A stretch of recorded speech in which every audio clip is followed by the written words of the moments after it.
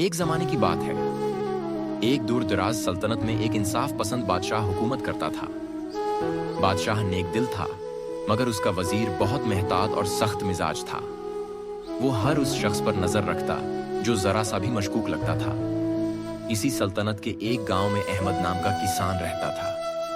अहमद सुबह सवेरे अल्लाह का नाम लेकर खेतों की तरफ निकल जाता, दिन भर मेहनत करता और शाम को शुक्र अदा करता।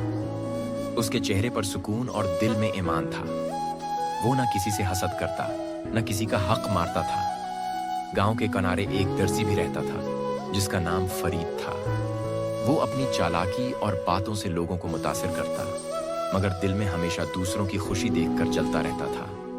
अहमद की इज्जत, लोगों का उस पर भरोसा और बादशाह के दरबार में उसकी नेक नामी, ये सब चीजें फरीद को खटकती थीं। एक दिन दर्जी ने दिल में सोचा, ये किसान तो बस जमीन जोड़ने वाला है, मगर हर शख्स उसे नेक और सच्चा कहता है।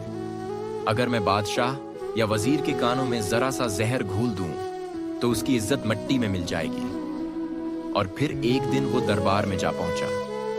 फरीद ने वजीर के सामने झुककर सलाम किया और बोला, जनाबे वाला, मैं एक मामूली दर्जी हूं, मगर सल्तनत के मफाद के लिए एक बड़ी बात कहना चाहता हूं। वजीर ने कहा, कहो, क्या बात है?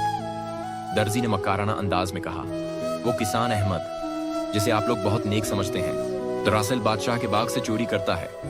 रात के अंधेरे में वो वहां फल तोड़ता है और सुबह को वो फल अपने गांव में बेचता है। वजीर चांके गया। वो जानता था कि अहमद एक नेक शख्स है, मगर उसने सोचा कि तहकीक के बगैर फैसला करना इंसाफ के खिलाफ है। इसने खामोशी से कहा, हम सच जानने की कोशिश करेंगे। अगली रात वजीर ने महल के पहरेदारों को हुक्म दिया कि किसान पर नजर रखो। अगर वो बादशाह के बाग के करीब भी जाए तो फौरन पकड़ लो। रात गहरी हुई, हवा ठंडी चल रही थी। पहरेदार दरख्तों के पीछे छिपकर देख रहे थे। इसी दौरान अहमद अपने खेत से वापस आया। हाथ में लालटीन थी, कंधे पर कदाल। वो बादशाह के बाग के करीब पहुंचा, मगर अंदर जाने के बजाय दरख्त के नीचे बैठ गया। उसने आसमान की तरफ देखा और आहिस्ता से बोला, आए मेरे रब, तो जानता है कि मैं थक गया हूं, मगर तेरा शुक्र है कि रिज्क हलाल कमाया। तूने जमीन दी, बीज दिया, बारिश दी। मैं कैसे किसी के हक पर हाथ डाल सकता हूं? पहरेदारों ने ये सब सुना और अगले दिन वजीर को बताया। वजीर हैरान रह गया। अगले दिन वो खुद किसान के गांव गया। अहमद खेत में काम कर रहा था, पसीने से शराबूर, मगर चेहरे पर अजब सुकून। वजीर ने पूछा, किसान अहमद, तुम इतनी मेहनत के बावजूद कभी शिकायत क्यों नहीं करते?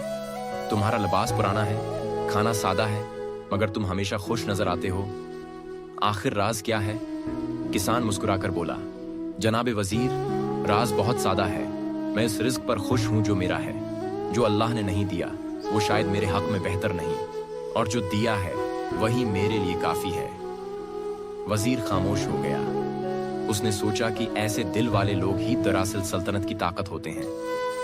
वजीर ने दर्जी को दरबार में बुलाया। दर्जी बड़े फख्र से आया, समझा कि शायद उसे इनाम मिलेगा, मगर वजीर ने सख्त लहजे में कहा, झूठ बोलने वाले की जबान शैतान की तलवार होती है। तुमने एक बेगुनाह की इज्जत पर हमला किया है, अब तुम्हें सजा मिलेगी। दर्जी की आंखों में खौफ छा गया। वो घुटने टेक कर कहने लगा, मैं गलती कर बैठा, मुझे माफ कर दो। वजीर ने कहा, अहमद की सच्चाई तुम्हारे झूठ से कहीं ज्यादा ताकतूर है। तुम्हें लोगों की खिदमत के लिए सजा के तौर पर आम मजदूर बना दिया जाता है, ताकि तुम समझो कि इज्जत बातों से नहीं, अमल से मिलती है। बादशाह ने जब ये सब सुना तो अहमद को दरबार में बुलाया। उसे सोने के सिक्के, जमीन और एक औंट इनाम में दिया, मगर अहमद ने इनकार करते हुए कहा, बादशाह सलामत, मुझे इनाम नहीं चाहिए। मेरा इनाम वो सुकून है जो मुझे मेहनत के बाद मिलता है। बस इतनी दुआ है कि आपकी सल्तनत में कोई भूखा न सोए, कोई बेइंसाफ ना हो। बादशाह की आंखों में आंसू आ गए। उसने कहा, अहमद, तुम जैसे लोग ही उस सल्तनत की बुनियाद हैं। तुम्हारी सच्चाई हमें इंसाफ का सबक देती है।